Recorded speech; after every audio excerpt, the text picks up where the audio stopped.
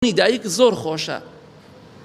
مناڵەکانتان لە بۆنی دایک بێبەش مەکەن، زڵم نەکەن لە مناڵ.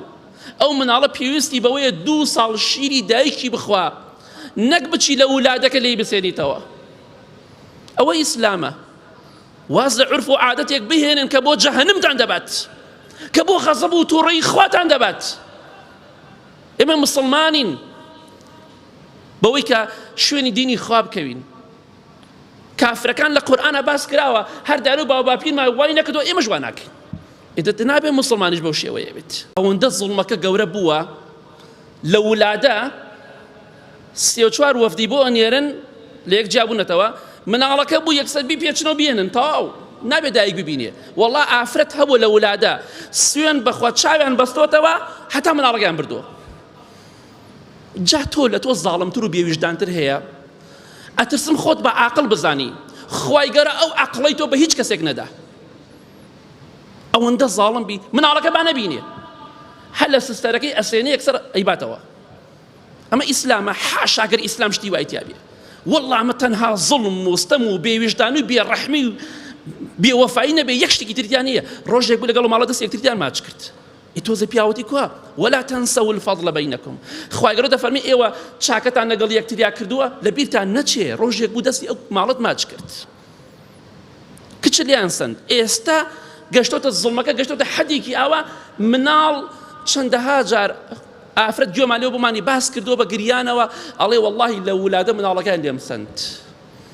ئای لەم زڵمە بە دڵنیایەوە خوای گەورە تۆڵەت لێ ئەکاتەوە، بە دڵنیایەوە باجی ئەو تاوانە ئەو خیانەتکاری ئەدەی کە مناڵێکت چەند مناڵێکت لە دایکی مەحروم کردووە. پێغەمبەری خوا فەرمیە صلی الله علیه وسلم هەر کەسێک ڕەحم بە خەڵکی نەکا من لا یەرحم لا یورحم. ئەوەی ڕەحم بە خەڵکی نەکا خوایش ڕەحمی پێ ناکات. باشە تۆ دایکێک ئەچەوسێنیتەوە، برای بەڕێزم مناڵی لێ بێبەش دەکەی، خوشکی بەڕێزم مناڵەکانت داگیر دەکەی و پیاوێکی باوشێکی لێ مەحروم دەکەی، ڕەحم بە کەسی بەرامبەر ناکەی، چۆن خوا ڕەحم بە تۆ دەکات؟ ئەو کەسەی ڕەحم بە خەڵکی بکە خوا ڕەحمی پێ ئەکات. تۆ خۆت پرسیار لە خۆت ئەکەم چەند ڕۆژ تەحەموڵ ئەکەی برای بەڕێزم مناڵەکانت نەبینی؟ ئەو دایکش لە تۆ زیاتر عەوداڵی مناڵەکانی خۆیەتی. ئەویش وەک تۆ پێی خۆشە مناڵەکانی لە باوش بگرێ، پێی خۆشە مناڵەکانی ماچ بکە. بۆنی دایک زۆر خۆشە. مناڵەکانتان لە بۆنی دایک بێبەش مەکەن، زڵم نەکەن لە مناڵ. ئەو مناڵە پێویستی بەوەیە 2 ساڵ شیری دایکی بخوا، نەک بچی لە وولادەکە لێی بسێنیتەوە. ئەوە ئیسلامە. واز لە عورف و عادەتێک بهێنن کە بۆ جەهەنمتان دەبات، کە بۆ غەزەب و تووڕەی خواتان دەبات. ئێمە مسڵمانین بەوەی کە شوێنی دینی خوا بکەوین.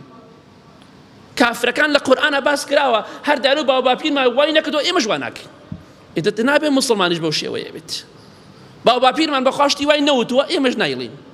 گوێمان لێ نەبوو باو باپیری ئێمەشتی وا بڵێ. باو باپیری ئێمە حسابیان بۆ ژن نەکردەوە، ئێمە حساب بۆ ژن ناکەین. باو باپیرمان مناڵی کچیان نەگرتۆتە خۆیان، ئێمەش وا دەکەین. ئەمە دینی ئێمە نییە، ئەمە ئیسلامەتی بۆم شێوەیە ناکرێ. برای بەڕێزم خوشکی بەڕێزم